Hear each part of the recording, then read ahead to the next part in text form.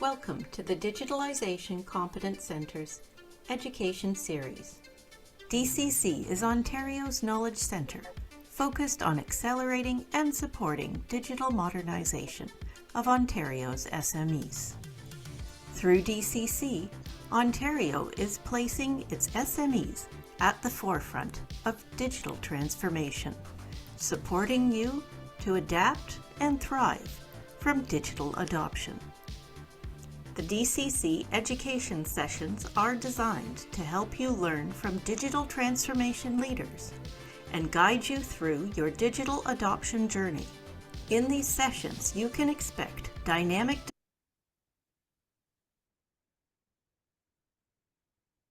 discussions led by industry experts, the whys and the hows of digital adoption. Discover and learn about new digital technologies, and case studies from fellow SMEs highlighting their journey and success and the pitfalls to avoid. Digital transformation is challenging, rewarding, and necessary in the increasingly digital economy. DCC is here to help and support Ontario SMEs to adopt digital technology to help your business succeed, grow, and prepare for the future. To keep up to date on future DCC Education Series events and explore our online digital adoption toolkit that can further support you through your digital adoption, visit our website.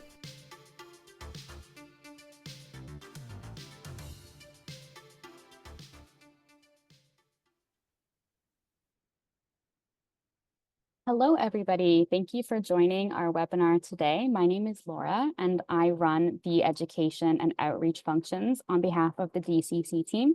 I'm really looking forward to spending time together to learn about data management with you. I will now hand it over to my colleague Rohit to kick us off today. Thanks, Laura. And so welcome everyone to today's webinar. And so before we get into today's content, I just wanted to provide a brief overview of the Ontario Centre of Innovation for those who may be unfamiliar with OCI before. And so OCI, or Ontario Centre of Innovation, is a private not-for-profit organization that was established by the Government of Ontario in 1987. And so we are currently headquartered in downtown Toronto. And so we have around 60 full-time staff, and 12 of which are attributed to the business development team, and they're deployed across Ontario. And so OCI's mandate is to deliver innovation programming for the province, which is focused on small to medium-sized enterprise. And so that would be businesses with less than 500 staff. Currently, OCI manages 2 investment funds for the province, as well as several research and development based grant programs, including the new Critical Industrials Technology Initiative, or CIT, as well as the Ontario Vehicle Innovation Network. We also operate the 111 Scale-Up Accelerator. And so just getting into the Digitalization Competence Centre, or the DCC program supporting today's webinar. The DCC is a program within Ontario Centre of Innovation's program lineup.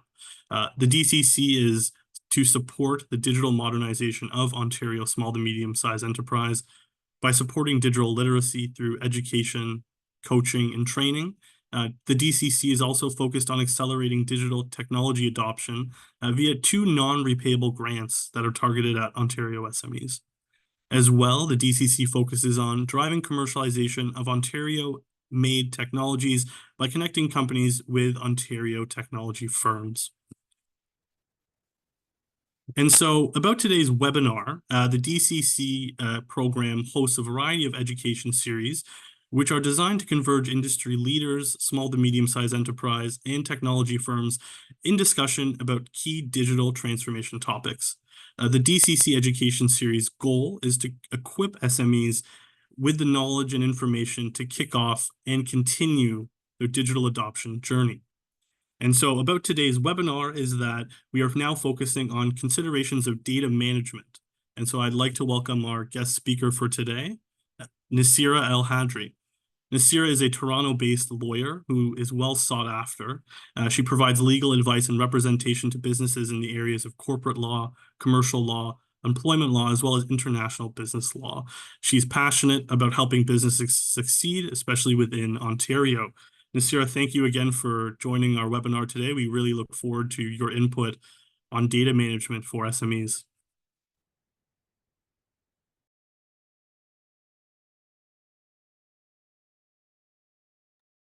Hi, sorry for the delay.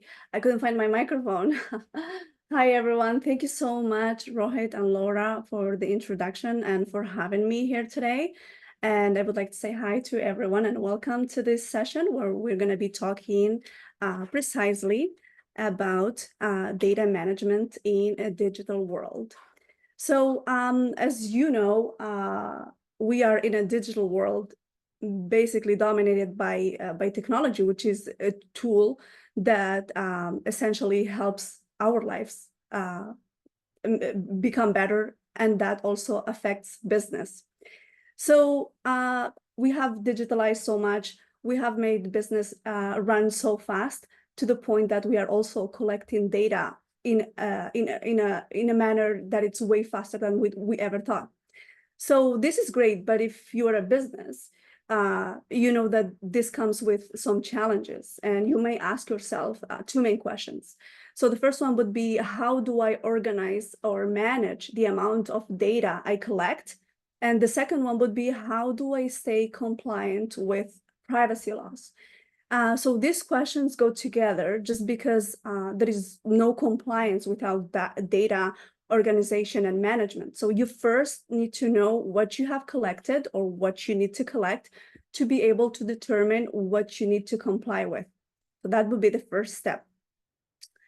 So that's why today, so this is a big topic, data management, privacy, it's a huge one. But due to time constraints, what we're going to be doing today, we're going to be focusing on the topics that we're going to be discussing, which are going to be, the first one is going to be data privacy. The second one is going to be data security. The third one is going to be data residency. After each topic, we're going to have a Q&A, so we'll take it slow, so we will be able to ask questions for each of those topics. And then we will also deal with implications. So what happens when you don't follow the rules, when you are not in compliance with the laws? And I would like you to go home with some recommendations. So I don't want you to come to this session and feel overwhelmed that maybe you are not in compliance. I want you to go home with like, okay, now I know whether I am compliant or not. And if I'm not, this is what I need to do to get up to speed. And finally, we're going to have a final Q&A about everything we would have discussed. Before we go into the presentation, obviously, I have to put a disclaimer that this presentation is for informational purposes only and is not intended as legal advice. The content provided herein reflects general guidelines and may not apply to specific circumstances. So legal matters can be complex and vary based on individuals' situations. So if you need personal legal advice on the topics we're going to be discussing today, you can contact us at Hadri Law. So let's start it with the question of what businesses collect data and need to comply with privacy laws. And the answer is like practically every business in Ontario needs to be, it will collect data and it will need to comply with privacy laws. And just because data is an asset in business, is maybe in some businesses the biggest asset. And so a business must get certain information, like in order for you to run the business, you need to get certain information from customers to serve them, to sell them your product, to sell them your service. But here's the catch. Not all businesses, they need the same information, the same type of information from customers to effectively serve them, to sell them your product or your service. So compliance will look different from one business to another just because the nature of business is different. So for example, if we were to look into a business model like Uber or Lyft, those businesses, it's okay, they will ask you for your date of birth to make sure that you are not a minor, and your geolocalization, they want to pick you up from where you are at. So that is fine. But for example, delivery package service, they need to know your address because they need to know where they're gonna deliver it and your name. But they don't need your date of birth, and they do not need your geolocalization. They do not need to know where you are at any point. So basically, before, there is an after and before. So before digitalization, how our offices looked like. Maybe it's on this picture on the left. So we would have all data all around, and all what it matters is how we obviously organize this data, and at the same time, how do we keep it safe? So from that picture, we can say that the data is not organized. This person is 100% not in compliance because the data is everywhere. It can be accessed by someone who's not authorized very easily. So that is not in compliance. But then we thought, well, with digitalization, that problem should go away because our offices will look so clean. There will be no data hanging around for people to access without authorization to access it. But here's the catch. No, this is not exactly what happened, because the office may look very clean and decluttered and organized, but the actually data has moved from one location to another. So now, instead of having the data hanging around in your office, visible to the people who access your office, now you have the data hanging around in your desktop, in your laptop. It's there. So it still can be accessible by unauthorized people. It's still vulnerable. So it's from one vulnerable place to another. So organization is still important, regardless of where you have the data, if it's digital or not. So let's start with data privacy. So what is data privacy? So first of all, we all, like as Canadians, as Ontarians, we have the right, it's a fundamental right to privacy, where we must have control over our personal information. And we must have the ability to choose what happens with our personal information. So businesses collect our personal information, and yes, we are giving consent to that business to collect it, but at the same time, we still need to have control about what's happening with it, and to hold accountable the business that took that information and promised us that they were going to use it for one purpose. So they need to still do it for that purpose. So when we're talking about data privacy, we could be talking about different kinds of data. We can be talking about financial information, about internal communications, about intellectual property. But in this case, in this presentation, we're going to be focusing on personal information only. And so that brings us to regulation. So let's see what is the regulation that applies to privacy laws in Ontario that apply to businesses in the private sector.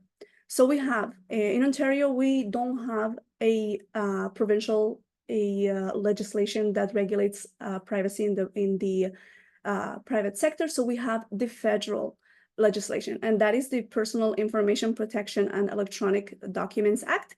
It's called the PIPEDA, and it deals with the collection, use, and disclosure of personal information in the course of commercial activities in Canada. So this is the most important piece of legislation that every business must be very familiar with to have to understand the ins and outs, because this is what's going to guarantee that you are in compliance. But as I said before, it's not the same for everybody. So this legislation is good for every business that does business in Ontario, but the catch is that not every, the interpretation will be different depending on the business you are running. So the second piece of legislation, which is very important for business in Ontario, is the Canada's anti-spam legislation, which is also at the federal level, which deals with the sending of commercial electronic messages, such as promotional and marketing messages, to and from Canada, irrespective of whether the recipient is an individual or an organization. in Ontario, so I said we don't have the legislation, the piece of legislation at the provincial level, but we do have at the provincial level, we have it for the health information. And that is the Personal Health Information Protection Act, which deals with the collection, use, storage, management, and disclosure of personal health information in a manner that protects individuals' confidentiality and privacy. So this was enacted 4 years later. So the PIPEDA was in 2000, the one for the health information was in 2004. So you can tell that it was a little bit more developed and it was done a little bit with more care too, just because the PIPEDA is not perfect and it has some gaps. And I think that with the Health Information Act, they had tried to be a little bit more precise, I guess. And it wouldn't apply to you, the health, unless you are in the health industry for sure. But sometimes if you are bidding a contract for in an organization like a hospital that this legislation, the Health Act applies, the information you share with them could be retained for that purposes, and it could be, this act could apply to it. And then at the international level, so we say we are in Canada, we are in Ontario, we're good, this is what applies to us. But the thing is, business has become globalized. It's so easy to do business outside of Canada. It's so easy now to sell your services, your products to people outside of Canada. So there are others that you have to worry about. But for the purposes of today, I want to mention the California Consumer Privacy Act that it could trigger if you are providing services to people from California, residents of California. And one of them, like maybe the most important piece of legislation in terms of privacy laws as of today is the GDPR in the European legislation, which has now become the example for everybody else to follow, just because, well, they took their time to put it together too, but their standards are as well are higher. And now Canada is also in the process of enacting a new legislation that should mirror that. So as the same thing with the California, we're good here, but if you are providing your services or if you have a branch in Europe, you're giving services to any Europeans, then this will be triggered. One of the interesting facts is that our next legislation, which is still in Parliament, so we don't know when and if it's going to be approved. But the thing is, it has a piece of legislation that deals with AI. So we are maybe the first country that wants to legislate AI. It has been criticized, but at the same time, someone has to be the first. So we will see whether this piece of legislation is going to be approved with the two pieces of legislation or the AI one. We'll have to wait until we know better where this AI thing is going. So, so now that you know the legislation, the question is, what is it? Like, what is personal information? So PIPEDA provides a definition of what it is, but it's short and sweet. It says that it's information about an identifiable individual. That's it. So we know it's an individual, and we know the information, it has to be identifiable.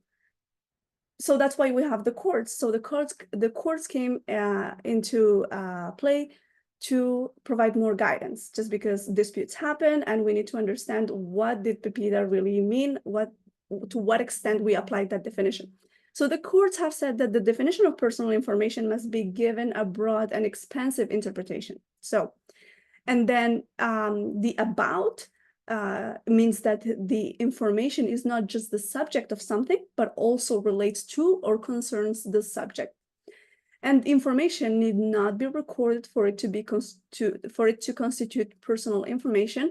It is sufficient that the information be about an identifiable individual, even if the information is not in a recorded form, such as oral conversations, biological samples, and real-time video surveillance.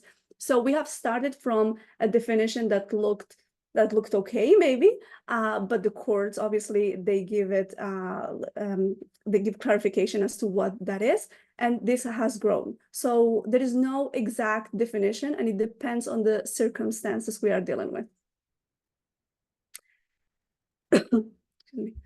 So the Office of the Privacy Commissioner of Canada has also provided a definition, and it says that it includes any factual or substantive information, recorded or not, about an identifiable individual. This includes information in any form. So some examples that they give, so for us to understand what they're talking about, would be the age, name, ID numbers, income, ethnic origin or blood type, or also opinions, evaluations, comments, social status, or disciplinary actions, and as well employee files, credit records, loan records, medical records, existence of a dispute between a consumer and a merchant, and intentions, for example, to acquire goods or services or change jobs. So it's broad, and as I said, it will depend on the circumstances. So now that we know what it is, the personal information, we know how it's regulated and what it is, let's see what do we have to do as business in Ontario, what do they need to do to be in compliance with the privacy laws? It says that the information may be collected only, may only be collected. The information may only be collected, used, or disclosed with the knowledge and consent of the individual. So we cannot do it without the person who's giving us that information being consent of that action. That its collection must be limited to what it's necessary for identification purposes. So it has to be necessary, it has to be limited, and it must be collected by fair and lawful means. It cannot be done in a sneaky way that, for example, the individual was not aware of. In order for us to be in compliance, business to be in compliance with the laws, the PIPEDA has provided 10 principles to follow. So if you follow these 10 principles, you should be in compliance with PIPEDA. But it's all about, as I said, about the business you run, how it is interpreted. So the first principle is accountability. So that means that businesses are responsible for the data that they collect and they are in control of. So the best way to manage this responsibility, it would be for the business to appoint someone to be the controller of that data, to have responsibility to make sure that the business is in compliance with PIPEDA. The second one will be the identifying purposes. So the business needs to think about the purpose. Why am I collecting this data? What is the purpose of me collecting any data from this individual? And the business needs to think about this purpose before collecting the data or at the time of collecting the data. You cannot collect the data and then say, oh, you know what? The purpose now it's this or that. No, you have to decide it before. And then the third one would be consent. That is obvious that an individual needs to give you that information in a manner that they consent to it. The collection needs to be limited, so you cannot collect any data, whatever you want. The collection needs to be limited to the purpose that you have defined. The use, the disclosure, and the retention are also limited as well for the purpose that you have identified. The information is to be accurate. So whatever they share with you individuals, the accuracy is important. It has to be accurate, up to date, and complete. The other principle would be safeguard. So you have that information, that personal information in your power. You have to make sure that that information is safe, it's secure. So non-authorized people cannot access it. Openness. It's important that you have these obligations and you tell the public, how do you deal with these obligations? What are you all about in terms of privacy? How do you deal with it? So you need to have a privacy policy that is accessible, readily available for people to consult it and then to decide whether they want to engage with your services or not. And then individual access. So individuals giving you this personal information, they need to have access to that information to correct it or to double check whether it's right or wrong. And then finally, there is the principle of challenging compliance, which is you're always at risk of people complaining about your privacy policy. And so in that case, they would go to the commissioner and make a complaint. and that would open an investigation to see whether you are in compliance with PIPEDA or not. But all of it, whatever we talk about when we're talking about PIPEDA, all the decisions you make, what's important, the most important principle rule, it would be the reasonableness. So whatever you do, it needs to be reasonable. If you can explain it from a standard of reasonableness, then it is justified. So now we'll talk about the privacy policy. So you know what are your obligations. You know what do you need to do to be in compliance. So we reflect this in our privacy policy. So we put that together for the public to see, to understand how do we deal with privacy policies and how do we remain in compliance? What are the rights of the people that they do business with us? So these are the topics or the questions that you should answer in your privacy policy. I would put them as a minimum requirement. So in your privacy policy, you should tell the individuals what personal information you are collecting, how do you use their personal information, what is the purpose of having that personal information in the first place, how do you share that personal information, if there is any sharing, if it stays with you, if it goes somewhere else, what happens with it, and where do you store that personal information? Do you store it in your private servers, or do you store it on the cloud? If there are any intermediaries in between, how does that personal information travel? Another big one would be, what choices do you have what choices do the people that they do business with you, that they give you their personal information, have? Can they access their information? Which is, yes, you have to give them those options. And then finally, because you're giving them those options, you need to tell them how they can contact you to make any changes, to update their information, or to inquire about their information.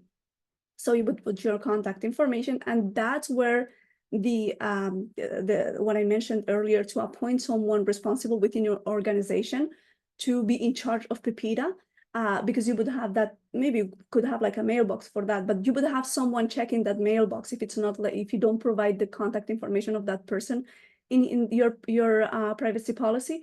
You could have a mailbox that your person would be checking in case anybody were to would send questions or inquiries about your privacy policy. So that makes our first topic, which is the biggest one. And now I hope you have a few questions so we can discuss, because it's a broad topic, and that's why we're taking it slow, because there are so many requirements and it's not for everybody the same. So we'll have to discuss case by case. Thanks, Cecilia. So we have a couple comments and questions in the chat. So the first one is, how many years can we keep any inactive customer data? So I imagine that would be with respect to PIPEDA and protecting personal info. I'm not sure about the timelines of how many years you can keep it if it's inactive, unless you have a legal requirement, for example, for tax purposes, to keep some information. Then as soon as you are done with it, like there is no other use to it, you can discard it, you can just delete it. But you have always to make sure that you keep at least maybe the most relevant data about a customer. For example, it wouldn't be a big deal if you kept like a name and a last name and maybe a phone number, just in case you identify who you did business with, as a last resource. But if you need, for tax purposes or another legislation that requires you to have accurate data of who you did business with for the last 7 years, let's say, then that's a different story. So it will depend on which business we're talking about, what industry. Excellent, thank you. And so a second question that's come in, and I think it's more of a clarifying question around PIPEDA, would be, does this law or a similar law apply to companies? And again, that was in respect to protecting personal info.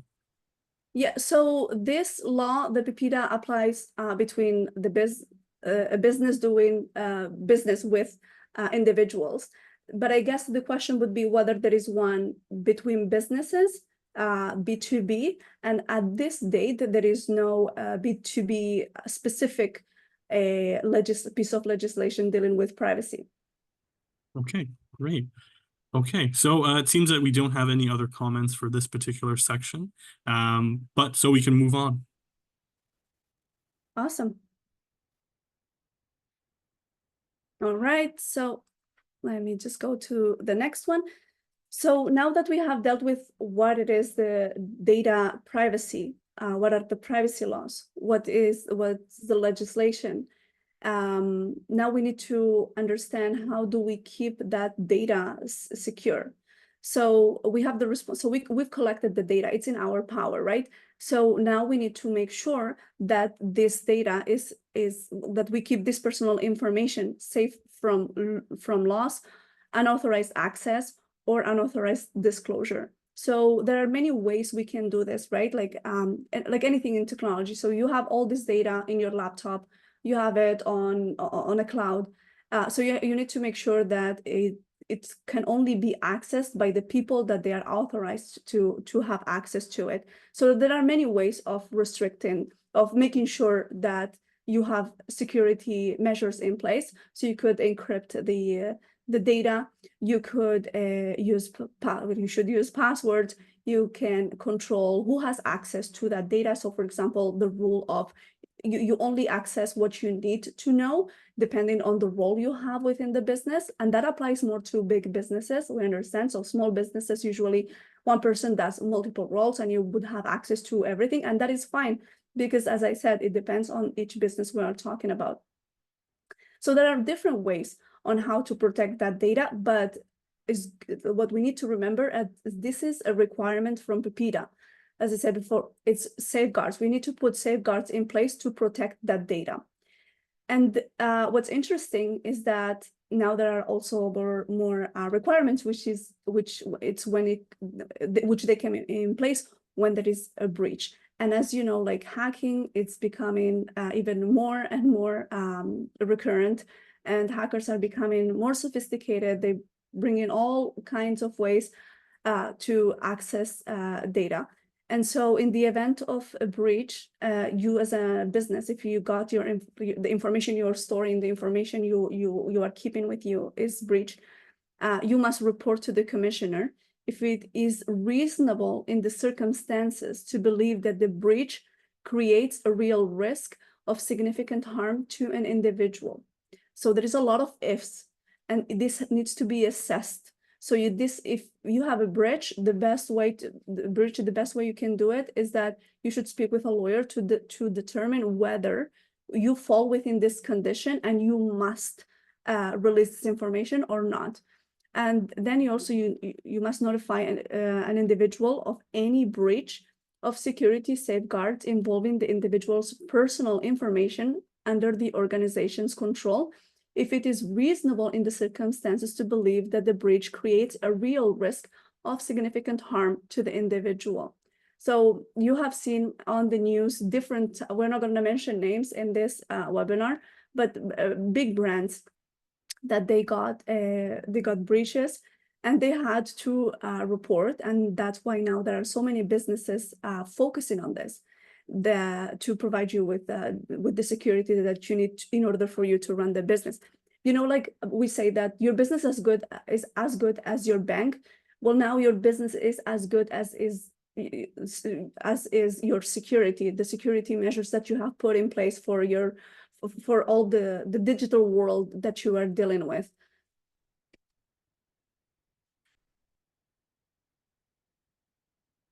And significant harm, so what is it? Because we're talking about significant harm, so let's define that. So it includes bodily harm, humiliation, damage to reputation or relationships, loss of employment, business or professional opportunities, financial loss, identity theft, negative effects on the credit record, and damage to or loss of property.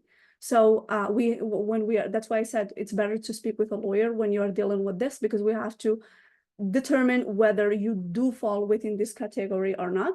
And we're talking about data security. The DCC, they have a very interesting workbook. I guess they can provide you with a link to look into, to provide you with all sorts of information on how to keep your data secure.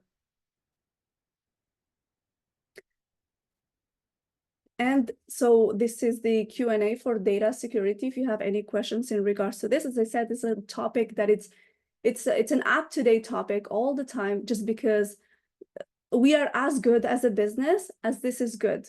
Our security and our business, they have to match.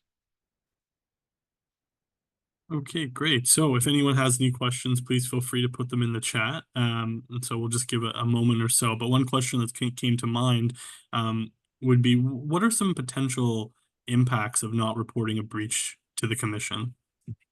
So that would be, you would be in non-compliance for sure.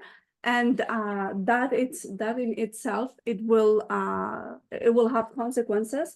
So you have consequences within the regulator, within the commissioner, but you can also have class actions just because you did not do what you were supposed to do, which is notify the individuals. So sometimes, as I said, you have to notify the commissioner, but then sometimes you have to do both. So it depends. If you're supposed to do the commissioner and you didn't do it, then you have consequences from his side. But then otherwise, you also have you can have damages, class actions from individuals that they were impacted by the breach. Okay, excellent. Okay, so it seems that there are no questions in the chat. I think you summarized that topic quite nicely, and so I think we can definitely move on to the next section. No, absolutely. It's let's look into the next one, which is also tied in. So now we're going to be talking about data residency. So basically this deals with, so you have all this data coming to you. One option is to keep it on your laptop, and it's in one place. It's a hardware, you have it on your server, and that's it. You're the only one who has access to.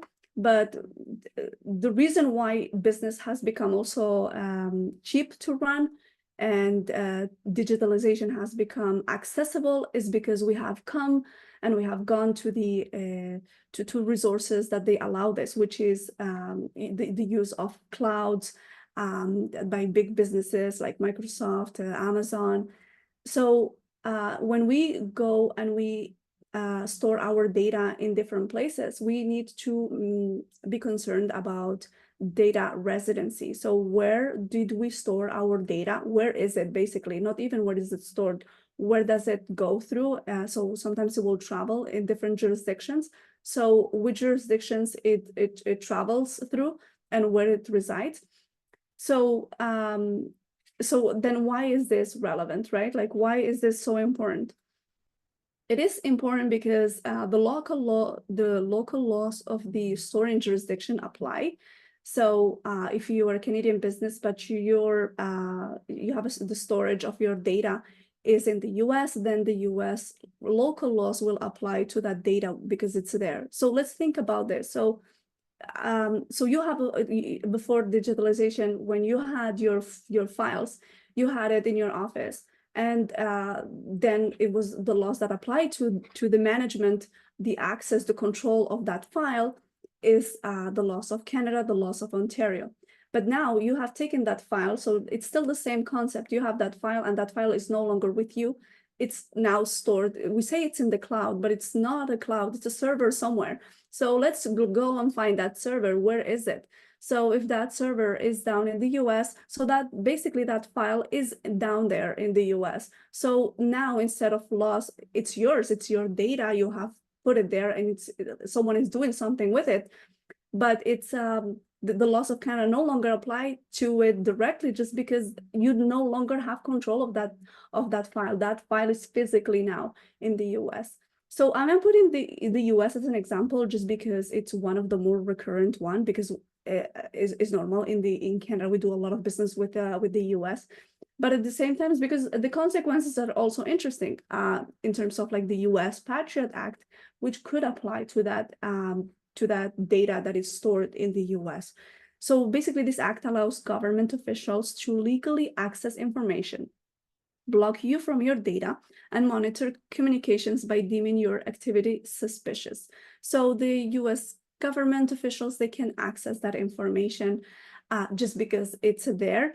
And that is a harm to you as a business, but it's mostly a harm as well to the individual that maybe they did not want, they did not give you consent for them to have that information, or they have done something, or there is an information about them that contravenes US laws for some reason, and that then you are creating issues to that person. So for example, if in the scenario of a person who didn't want their information to be shared with the US, and it was shared with the US, and that person applies for a visa to go to the US, it could be denied because they have accessed that information, they have checked it, and they did not like what they've seen.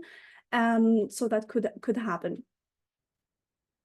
So this is the data residency. So it's the third topic, which that's why we're doing like a different Q&A for it, just because it's different, and we believe it's better if we address one by one. So please let me know if you have any questions about this one. Otherwise, we'll just go through the last part of the session. So we don't have any comments in the chat right now, but I agree this is a very timely topic, especially for DCC related companies as they're looking to upgrade their storage capabilities and capacities. And one question that comes to mind, especially for DCC clients, would be, are there any sort of considerations or certifications that companies should be looking at when they're looking to adopt a storage platform, especially if it's cloud-based? Oh, the best practice is to be familiar. So whomever you're dealing with, be familiar with their privacy laws. So that goes across the board and for everything you're doing. So you as a business, you make sure what are the privacy laws of the people you're dealing with the third-party providers. So as soon as you learn what is their privacy policy, you learn how do they process your data, where do they store it, then you will be in a better position to make decisions whether this is good for you or not. So for example, I know that Amazon has a storage facility here in Canada, so you could choose. You want to do it with there is first of all, there is no obligation for businesses to store data in Canada. You can store it outside of Canada, it's fine. But you have to deal with the consequences just because you are the one who's responsible for it, because you collected it, it belongs to you, you are still responsible for it. So when you're dealing with third-party providers, you could ask, okay, what's your privacy policy? Where do you store your data? And then they say, okay, we have a facility in the US. Okay, then you ask, do you have any facility in Canada? So some of them they do. I'm sure Amazon, it does have one. So you could say, okay, I would like to go with you, but I wanna use your server in Canada. I don't want to use your server in the US. The only thing is that I've seen that, and it's more expensive to do it in Canada than in the US. And sometimes you have to make that math as to whether it is more, makes more sense for you or for your business. And it depends on the sensitivity of the data you're collecting. If you're collecting names and last names, that's not a big deal because, well, it is still important, but it would be worse if you were to collect more sensitive data that would be much more identifiable, and it would make other governments have an idea of that person, of their of what do they think and what is their political inclination and what are their thoughts, right? So those are the things to take into consideration, and I would encourage you now to go back and to review every vendor, every service provider you're dealing with. What is their privacy policy, especially if you are sharing personal information that you collected with them. Okay, thank you. So it seems that we don't have any questions in the chat right now. So I have a question, Rohit, actually, please just go before ahead, we Laura. move on. Yeah, no, jump in. So just with how widespread data management and privacy and security concerns are, I was just thinking, like, say I'm a small business in Ontario working with a third-party vendor from the United States, and then I come to learn that they actually store their data in France, in Europe. So now we have 3 totally different countries, privacy and security plans. What are our laws? What is the general rule for which law do you follow? Is it the strictest one? Is it all of them? How do those things work together? So the first law that you need to comply with is the law on how did you collect that data. So you are an Ontario business and you collected that data in Ontario from Ontarians. So then the PIPEDA applies to you, and you have to make sure that you follow the 10 principles, and that is part number 1. That is how did you collect the data? So now that you have the data, your data is no longer with you, so you no longer have control over it. It is in a different location, as said, it is in Europe. Now, European laws could apply to it in terms of access. That is the only thing, but it would not apply to it in terms of collection, because it was already collected and the purpose has already been established by a Canadian business. It would only be that business in Europe is only doing the service of storing that information, and it should not be doing anything else with it, and then we would be fine. Gotcha. Okay, so it all does connect together, but there's a difference between collection, storage, access, all of those things you've mentioned. That's very good to know. Correct. And that's why we always have to take step by step. And that's why we have divided the presentation this way, because it could be different. And we have to, the best way to do it is step number 1, let's look at the collection. Step number 2, make sure we have all the principles they apply. Number 3, let's look at the security. Number 4, let's look at where are we storing, what is the privacy policy of other providers we're dealing with, to make sure that they are similar to PIPEDA. Gotcha. All right. Thank you. Rohit, I'll hand it back over to you. Okay, great questions. And so I think we don't have anything else in the chat. So I think now we are good to move ahead to the next section. Yeah. So now let's talk about implications. So what if you now just realize, well, I'm not in compliance, or I'm missing something, or I didn't know any of this. So the problem is that if you keep being in non-compliance, excuse me, the consequences are that you could have fines of up to $100,000, which is nothing to be compared to the fines that the new legislation is going to be putting in place. And that's one of the reasons as well this legislation had to be updated, just because for some businesses this is nothing and it would be fine. They would be like, okay, we will just not comply with it, and then we will pay the penalty if we have to. And that is not the way how it's supposed to work. And then for damages, so if you have if you have prejudiced individuals' rights in this process of collecting information, so you are open to lawsuits, and that could result in damages. So then you can also have reputational damage, which is a very important one. If you're running a business, you know this, that we are as good as is our reputation. And so the reason people come to your business, one of them is your service and your product must be great. But another one is that they can trust you with their information. So if they think they cannot, or if they know they cannot trust you with their information, doesn't matter how good your product is, doesn't matter how successful you are. The thing is, people cannot trust you with the most important thing to them, which is their personal information. And then the fourth one would be the loss of investment opportunities. So that could be, for example, an M&A. So if you're selling your business, so we deal with those. So when a client is selling their business, one of the things we do is like, let's check your privacy policy, your security measures to make sure that your business is actually up for sale. Because it happens that you go for sale, you do your due diligence, you disclose, because the buyer is going to ask you about all those things, whether you have a privacy policy, they will review it. Did you have any complaints? So they will review those. And if you are not in a good position, if you're not protected, then your business is not worth as much as they thought initially. And so the offer to buy it at the price that they initially offered you may go lower just because your business is not protected. And another one as well is for grants. Some grants are available only to those businesses that they can prove that they have all these measures in place, that they have they comply with privacy laws, and that they have security measures in place. And so without those, you could not have access to some of the grants. So while the maybe the PIPEDA implications or consequences are not fatal for some big businesses, the reputational damage is a big one, and also losing opportunities to grow, it's another big one too.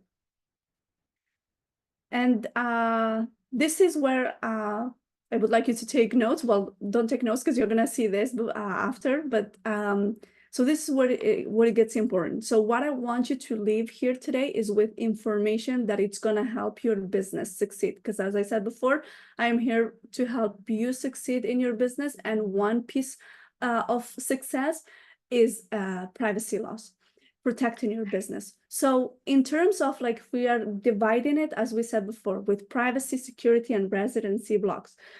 In terms of privacy, so the first step I'm going to ask you to do is audit your business. Look, where are you at as of today, right? So in terms of privacy, ask yourself these questions. Do you follow the 10 principles when dealing with personal information? Do you have a privacy policy in place? Is it up to date? Is it accessible?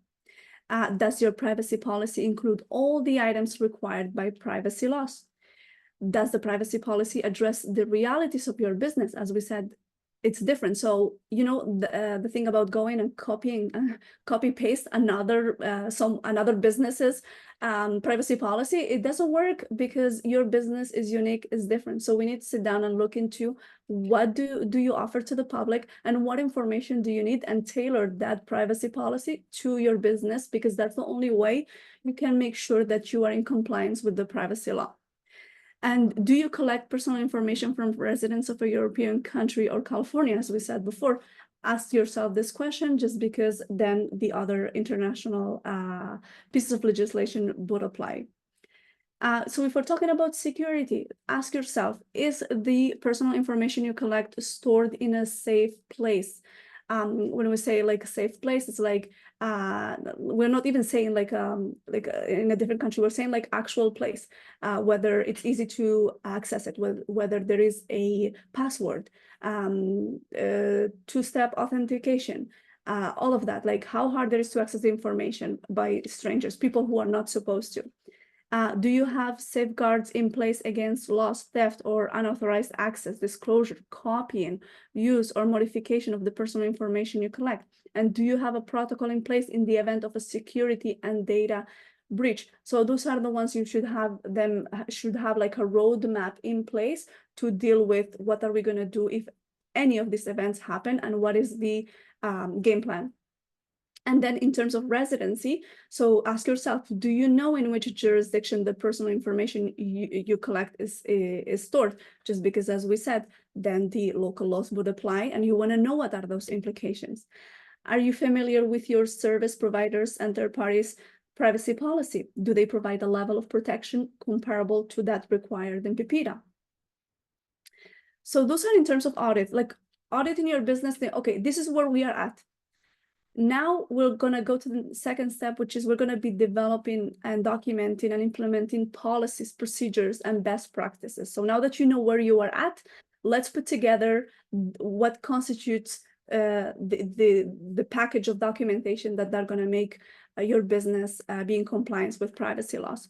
So you ask yourself, what changes do you need to make to become compliant? If you already have documentation in place, if you already have a privacy policy, look whether you need to update it.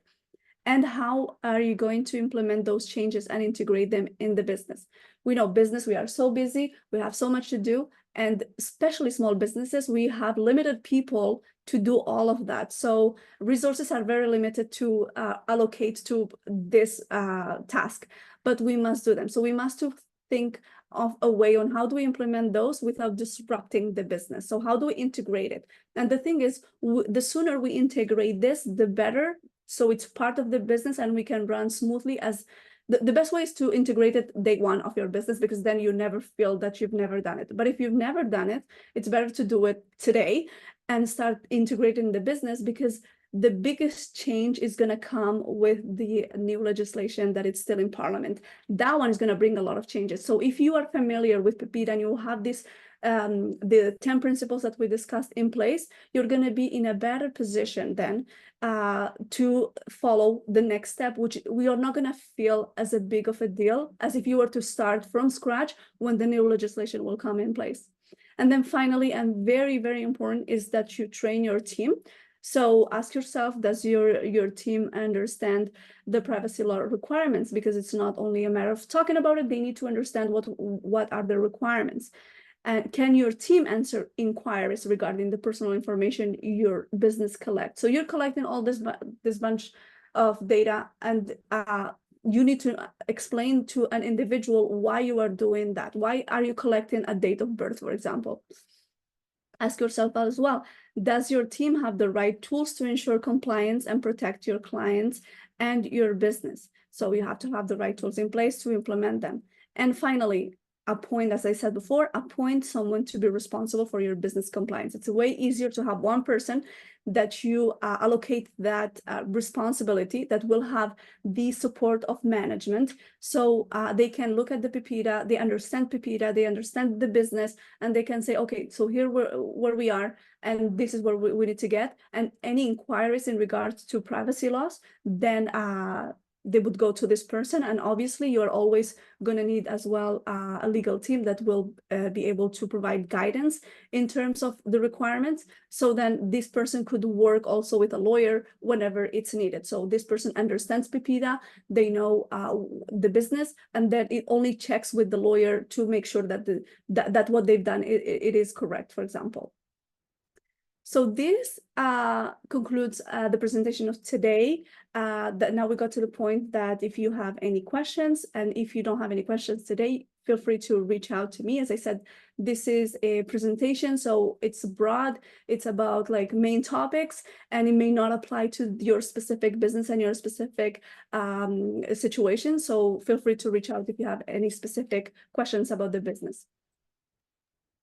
Nasira, thank you very much for your presentation today. We very much appreciate you coming in and giving a chat to not only our DCC clients, but OCI clients as a whole, as we know that legal considerations around data management is a very important and timely topic, especially as companies are looking to transition more into cloud-based storage and so on. And so, as I don't see any questions right now in the chat, we can move on to the end part of our session today. But if anyone is interested in getting in touch with Nasira and learning a little bit more about legal considerations around data management, you can find her contact details in the bottom left portion of the slide. Nasira, thank you again for joining us today. Thank you very much for having me. And yeah, please reach out if you have any questions. Excellent. Okay, so as we conclude today's webinar, I just would like to bring up a couple of upcoming DCC events that are happening. And so the first will be May 21st, we're hosting a DCC information session. And so at this session, you'll get a little bit of information about the program, specifically the streams that are available, as well as what sort of funding opportunities that you could potentially receive through OCI and DCC. On June 4th, we are hosting another DCC information session at 10 a.m. And then on June 27th, Nasira will join us again to provide another webinar covering artificial intelligence and contracts. The registration page is linked below, and you can also find it on our DCC events webpage. I will now hand it over to Laura to help us close out our webinar for today. Yeah, thank you so much, Rohit. And again, thank you so much, Nasira, for your presentation and for sharing your expertise with us. We know this is something that many SMEs struggle with. And as you've mentioned, I mean, the legal field is complex, but especially data management, it's important, it's everywhere, and there's a big difference in doing it well and doing it not so well. So your presentation is, of course, very timely and important. I wanted to, again, just plug the DCC workbooks a little bit before we head out. Like Nasira mentioned, we have our cybersecurity workbook. We also have our digital transformation workbook. Both of them are free and available on our website. You'll see them there. There's the actual workbooks, which is all about the learning materials within each topic. And then they also have complementary packages that include user guides and templates for application within your own company. We also have a third workbook that is soon to be published, which is all about digital workforce management and how to support your team when adopting new digital tools. And so on that note, once again, please reach out to DCC if you have any questions or you're interested in our programming to support new digital adoption tools for your team. And in the meantime, we'll be here. We hope to see you at the next Edu webinar, again with Nasira, all about AI and contracts. So have a good rest of your day today, everybody. Thank you for sharing a piece of it with us.